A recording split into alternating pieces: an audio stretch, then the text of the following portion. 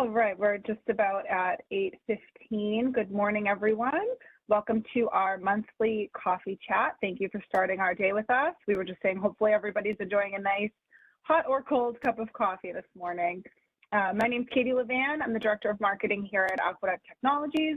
We also have Rachel Meltzer with us from our marketing team as well for support. So good morning, Rachel. Thanks for joining us. Just a quick note this morning, today's call will be recorded. We want to keep it interactive, so if you do have a question at any point, please type it in either the chat box or the Q&A box, and you can ask that to us live. So without further ado, I will turn things over to Rick to introduce himself and our wonderful guest speaker for today. Good morning, everyone. So I wanted to start off and introduce John Mumford. He's the founding member and chief risk officer for the Fellsway group.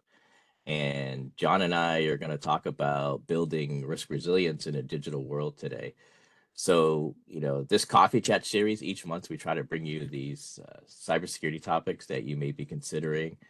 Maybe you're doing them, you're struggling with them, or you just want a pulse on what the industry is talking about. So that's typically what we try to do on these. So today's topic, building the risk resilience in a digital world, we'll kind of talk through, understanding risk resilience. We'll talk about building a mature cybersecurity program, what effective security postures to monitor. And then finally, this pathway to proactive risk management through reactive risk management. And John has some great ideas on that. So good morning, John.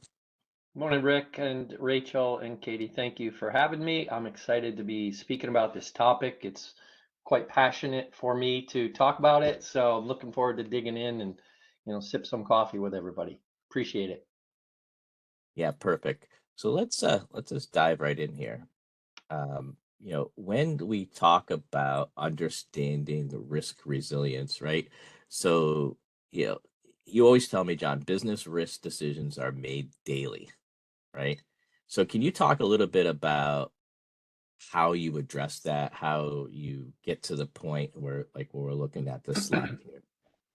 Yeah, absolutely, Rick. So first of all, at Fellsway Group, what we believe is cyber risk is a business risk because in a digital world, every business process happening, unless you're still on paper and pencil, that digital process can be disrupted by a cyber event.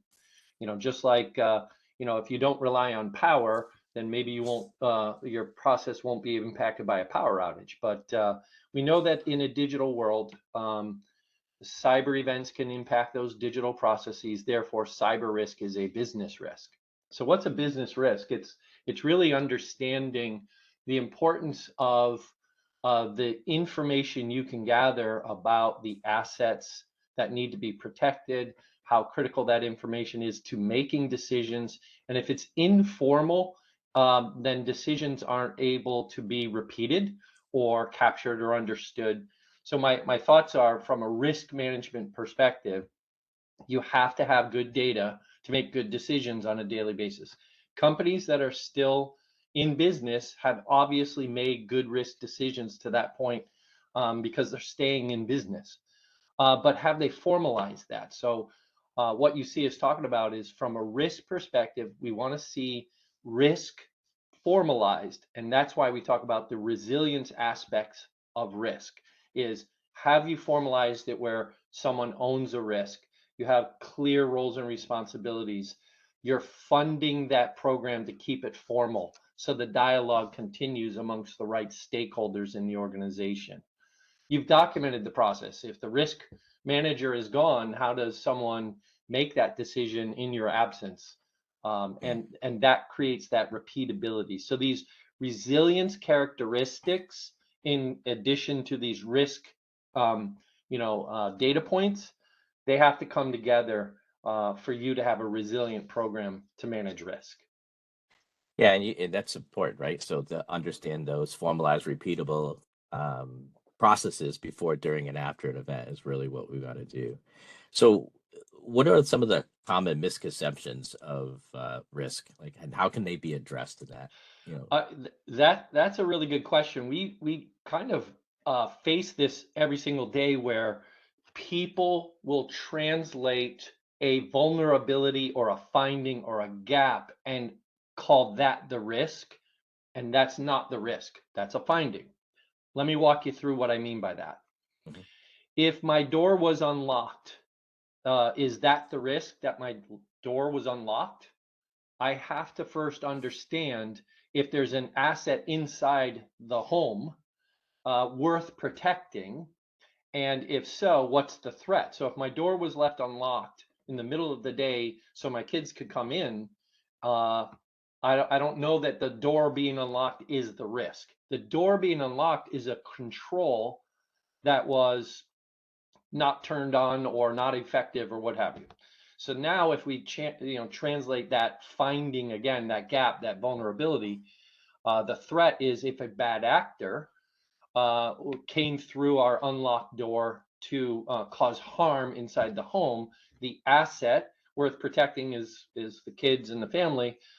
So the risk is the impact on health and human safety. The risk is not the finding. The risk is not the broken control. So we have that misconception a lot, Risk. I'm glad you brought that up, because the risk statement needs to be made that describes the threat and impact to an asset, not the control. So when people do controls assessments and have findings, they call that a risk. And I'm trying to get people to think about it differently. That's not the risk. Yeah, and that's a big thing that I see now, where acceptable risk, right? So folks, like, they look at this risk posture and they go, I have to fix everything. And it is impossible to do that, because as soon as you get this done, it's going to fill up the bucket again. And then you're like right back to square one. So I always talk to folks and say, let's have some acceptable risk. Let's jump over to building the cybersecurity um, mature cyber program, because I think that helps folks put things into perspective on what's acceptable risk or what we can do from there. So you want to take a minute and talk about this, because I think you do a great job of explaining this out to folks. Yeah, I appreciate it. So so cybersecurity is very hard. Cyber risk management is hard. The world is changing incredibly fast. The laws and regulations impacting you to keep up are so fast. The minute you stand still, you're already a step behind. And to your point, the bucket is always filling up. So you have a lot of risk decisions you need to make every single day. And there are things you need to correct and implement every single day. If you enter the world as cybersecurity is like a light switch, it's either secure or it's not secure. It's either on or it's off. That's going to be a problem for you as a risk practitioner or security practitioner, to think that perfect security is achievable. So we talk about this journey of moving from initial to repeatable to defined and managed and optimized. The minute you think you're optimized, even that's going to change. So that's my point, is you got to keep making decisions to see if I can improve on my posture to get from defined to managed, and then monitor that, because something's going to change in your world and move you back. And then do you have the right mechanisms and resilience characteristics in place to move you back from defined back to managed, if that's what you want? So to me, if you think of security as being perfect, we got to change that thought. It's a journey. And if you leverage these maturity levels as a way to gauge progress, I think you'll feel much more confident in your abilities to sustain a solid program. And what you see below there are just common characteristics or attributes of a cyber program. Applying, you could overlay that on NIST, you could overlay that on ISO, you could overlay that on PCI requirements. You'll see elements within the program that are common across all of them, so you don't have to get tangled up into the cybersecurity speak, which is complex. And you bring up a good point there with the cybersecurity speak. I do see the industry talking about more of a journey. And one of the things that I stress to my clients is, the awareness, right? So getting folks aware of a cybersecurity program and what's coming. The other thing that I stress, and I want to get your opinion on this, is don't make training and awareness, a penalty-based training program, the idea is to take the negativity out of that and make them part of the progress of moving forward, right? So when you build these mature security programs, getting everybody to align with this makes the program successful. It makes the program easier to implement. What are your thoughts on that? Yeah, I was a hockey coach for 30 years, and I always felt it was my job to make sure that I had skillful players on the ice. And it's my job to give them the right training to be skillful in the right positions at the right time. I am a little disappointed that our industry will make comments like that stupid user or things like that. So, to your point about training and awareness, it is our job to provide effective content for us to elevate everybody's skill. It's our job to manage the skills of our people or to provide an opportunity for them to be successful in their job to spot phishing attacks or social engineering or what have you, versus pointing fingers at the deficient user. I view it as it's my responsibility to make sure I've elevated the game, the skills of all the people around me. Otherwise, we're going to struggle. So to me, if it's a negative thing, a punitive thing, even the fish testing philosophy right now is, why are we emailing people after we just told them don't click links? We're trying to trip them up with the very process that we told them not to do. So there's Yeah. got to be a different way to describe it so that they're successful in their environment versus flooding that environment and tripping them up. So anyway, that's my philosophical view. But I view as a security practitioner, it's my job to elevate the game of the skills of the people around me. Yeah, and I like that, and I kind of did that on purpose, right? Because I actually was reading and doing some thought processing on, um, awareness mentoring, right? So where you take and the people that are really good at it in your own environment. So this is, folks that are in like-minded jobs, helping the team members that aren't as efficient with cybersecurity or not just understand it. Sometimes it's a hard concept. When you look at it, you're like, I'm not climbing that mountain. And you realize you don't need to. You just take each base camp along the way. Before you know it, you're at the top. You know, I want to shift gears a little and talk about, what are effective security postures to monitor. So when you look at the whole picture, it could be daunting, right? You can look at it and say, oh my God, how am I going to get everything that, I'm responsible for taken care of? Yeah, we like to talk about it a 360 view of your security posture, and it's not just how good are your infrastructure controls or how good is your training program. It's not one thing. Security has to be kind of integrated in everything that you do. So if you step back and think about everything you do, there's an internal posture that everybody focuses on. Obviously, I lump into the internal posture your cloud posture as well, because you're in control of that.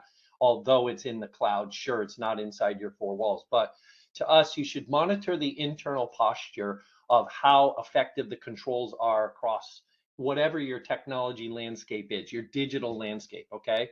So if you do a good job monitoring and improving and continuously correcting things from your internal posture, don't forget that you also have a reputation on the internet.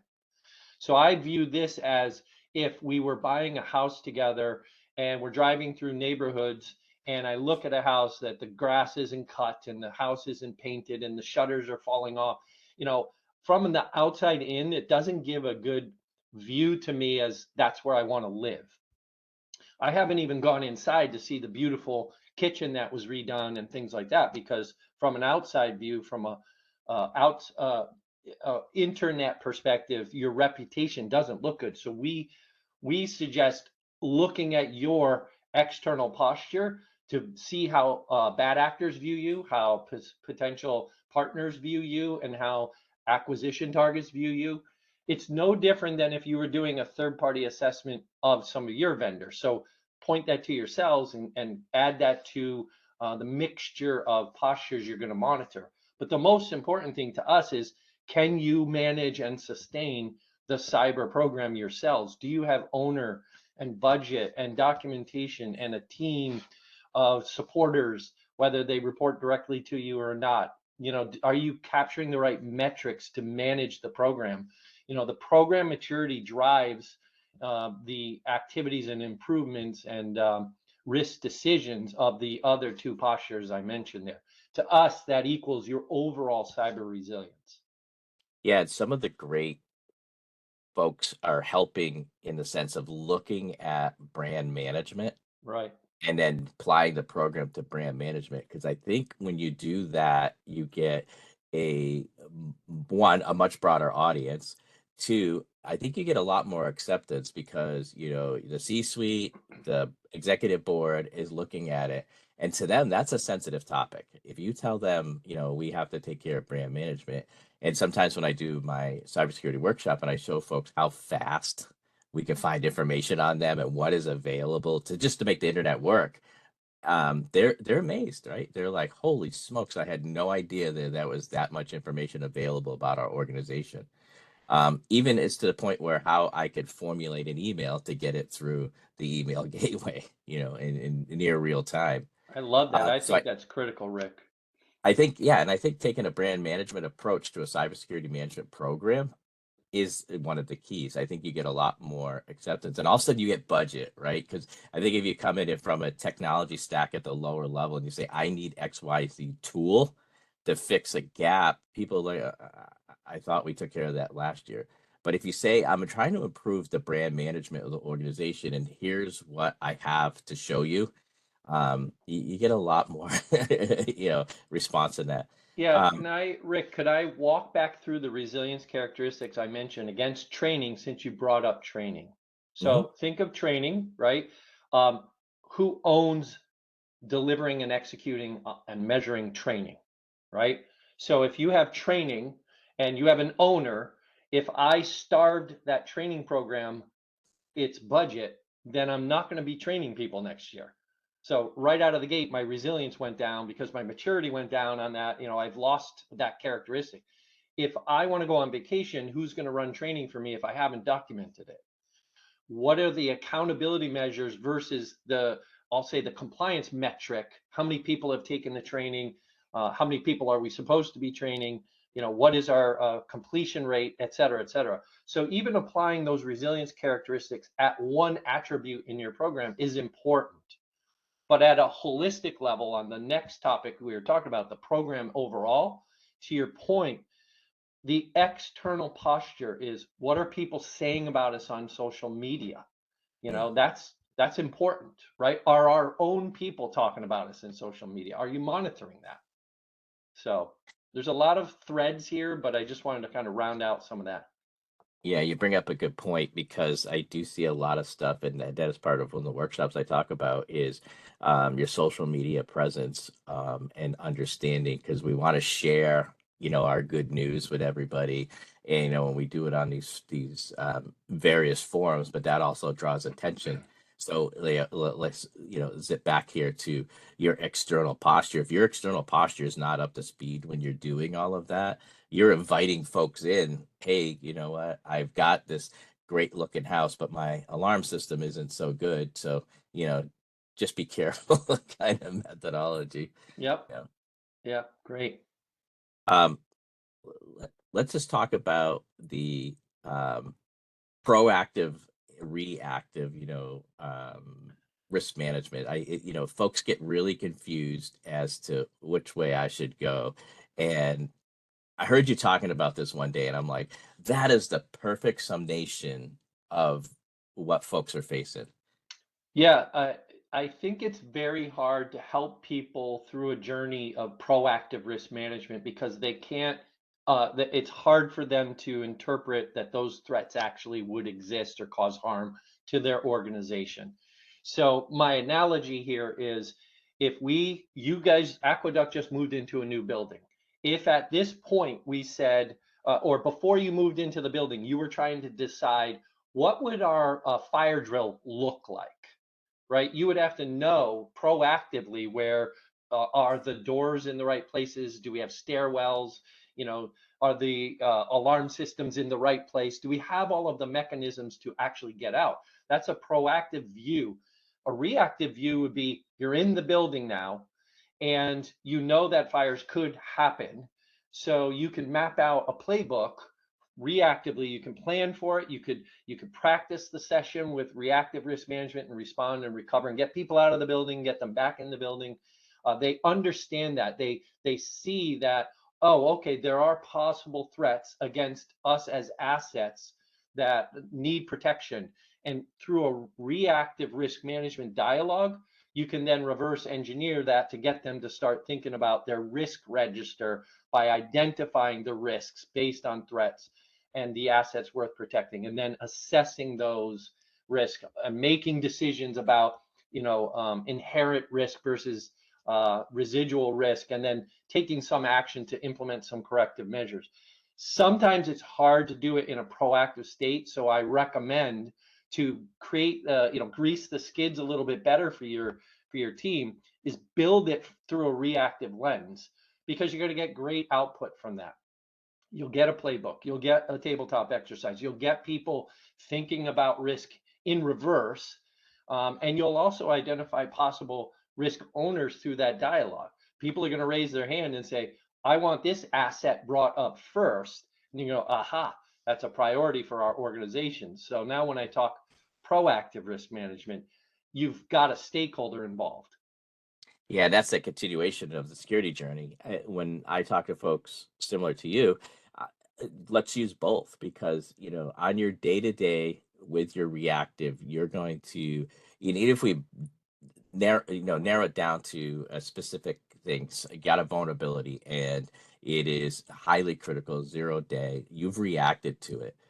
So once you've done that and you've contained it and done it, you move that over to the proactive, to where you can say, okay, let's make sure that there's other controls. Are there other servers, or is there other assets in the same family that need to be, looked at, those kind of things. And I think if you start getting that, both methodologies, you start building a program before you started building the program. And I think it makes it a lot easier for folks than trying to, like I always say, if you could just eat one apple, it's a heck of a lot better than if you try to, eat the whole orchard, right? Just take it one step Yeah. at a time, and take as much on as you can. Yeah, Rick, I think what you said is quite powerful. What I think people miss the opportunity to harness what just occurred as a lessons learned and use that as an opportunity to improve. We play so much whack-a-mole in the world today that we solve the problem, we move on, and we don't take a moment to say, that was pretty valuable. Let's use that as a proactive approach to, possibly doing this again and improving. When COVID hit, and everybody had to work remote, I asked people, most of our clients, did you capture the assets that people were taking out of the building to actually build your asset inventory? Now, that was a perfect opportunity to harness that activity to improve part of your security posture, which is having a complete asset inventory. Now all your assets just walked out of the building, and then you could cleanse them and scan them as they walk back into the building. So my point is, we're always in R&D mode, and we always are learning. If you take the opportunity to think about what just happened, to your point, the vulnerability, and applying the fix in multiple places, it just shows maturity if you could do that. The one thing people will see this all the time. Everybody knows I'm a big mental health advocate. One of the things that I don't like about our industry is if there is an event happening, it's penalized, right? Like how did that happen, in a sense of, but it really brings the focus that there is the vulnerability, there is a risk. Let's take care of it, and let's move it from the reactive to the proactive model. Now, as we do this, that switches it back to the business and says, hey, now we need budget to fix this because we dodged a bullet here. Taking it back to brand management, our brand management could have taken a hit if this happens, and I think taking that attitude for our security practitioners that are on the call, it is a lot better than, like, I'm just waiting for the big incident to happen so I can get a new job. I feel for a lot of that. And, if we just start switching the dialogue to a more positive way of doing it, I think the industry as a whole will grow. Yeah, I mean, I said at the beginning, cyber risk is a business risk. We're in the business of, creating resilience in a digital world. We want to keep you in business. And, if we're playing whack-a-mole, I don't know that that's very resilient or repeatable, and you're going to struggle as a practitioner supporting your organization. I'm saying take a more holistic maturity scale view and think about those resilience characteristics I mentioned in everything you do. Don't write a policy and assume it's done. Treat everything like a program, not a project, because we're in this forever. So the program should never have an end state, right? Because there's no perfect security, because I talked about that. So if I have the resilience characteristics, I have a better shot at repeating this over and over and over, refreshing my policies, training people every month, doing tabletop exercises, right? Yeah, and I do think doing that helps the culture shift too, because then people start looking forward to, oh, I got a tabletop coming up. Oh, I'm gonna, and the ones that I do, you see how prepared they are. Like the first one, they're like, somewhat participating, and then by the next one, they're like, they have a lot of information that we didn't have in the first one that really helps the program go. John, I got a quick question here in the Q&A that I think is timely Great. what we're talking Great. about. Like, what role does emerging technology such as AI and blockchain play in enhancing cyber risk resilience? And that's timely given everything going on in the news. Yeah, well, so let me talk about it as if a customer was contemplating AI in their organization versus Oh, yeah. I think AI already is playing a role in the security realm. I just think it's may not be pointed at the most positive things. But if you're helping your organization understand if AI is a game changer, a differentiator for you, I think that's a positive conversation. But you have to approach any of those policy dialogues with, well, what's the impact if it doesn't work? What's the negative impact? And have that risk dialogue. AI is an advancing technology, an emergent technology in any industry, security or whatever widget making, things that happen for your customers. I think it requires a smart, intelligent look, but you have to understand the pitfalls of it going sideways as well. AI is one of those things. If you feed it garbage, it's going to give you garbage. So, pointing it at the right things, I think it does advance technology for customers to accelerate scaling and market share. But be careful what you wish for, and just be thoughtful about the risk dialogue you have. There's another one here on frameworks, and I want to go kind of back to this thing here. And the question is, what kind of framework should we start with? And go ahead and answer that. Yeah, so what Fellsway Group always does is if there's no framework decided, we use NIST CSF as a framework to layer our attributes on top of. But if there is a specific requirement based on the company's external governance, we call it, what are they governed by? PCI, HIPAA, whatever. You have to then do a crosswalk of whatever the security framework is against those requirements and mesh them together to really what you're creating is the go forward framework for that particular customer. If you just pull a framework off the shelf, I think that's a mistake. It's similar to if you look at the FDA, it says that every human should have 2,000 calories a day to be healthy. And I'm like, well, it didn't consider that I'm not LeBron James.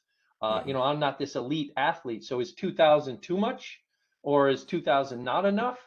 So to me, NIST CSF as a framework is a starting point.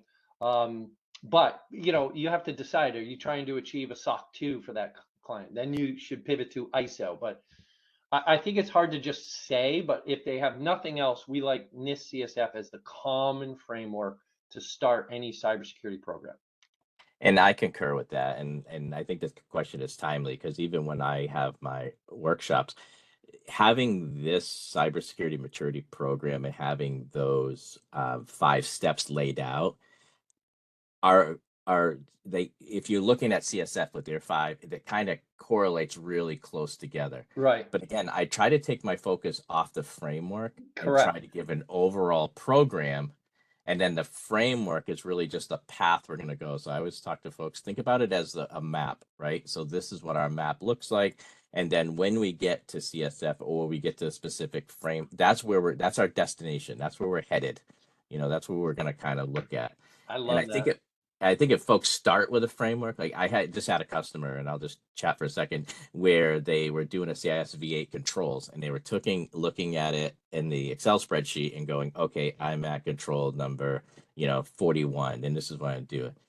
I felt so bad for them because, of everything that they did previously, and I'm like, you're just spinning in the mud. You just kind of need to take a step back. And then when I explained this to them, they were like, oh, that is so much better. Because they got the thing from the C-suite, implement CIS V8, go. Yeah, so I like what you're saying there. This is why Fellsway Group has these attributes, is it distills all of that gibberish from the security, nomenclature. These are things that pretty much any program requires, whether it's a financial program or a marketing program or a cyber program. You should have some program ownership. You should have some policies. You should train your people around it. You should document operational processes, etc. So whether it's NIST or ISO or whatever sitting underneath, they don't need to see that. What you need to see is, are you making progress to mature your program against these attributes? And then you can map these attributes to NIST, CSF, or ISO or whatever. Yeah, I think that's a great way to do it. And it just makes it so much easier to consume from here. One here, we haven't really talked about this today, but I think, we have time, we can take a few minutes. What are some of the key steps organizations should take when responded to a security incident?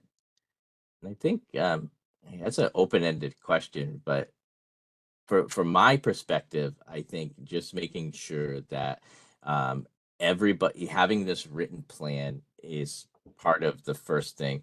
And I think what that does is take the stress level down a few notches when an incident happens.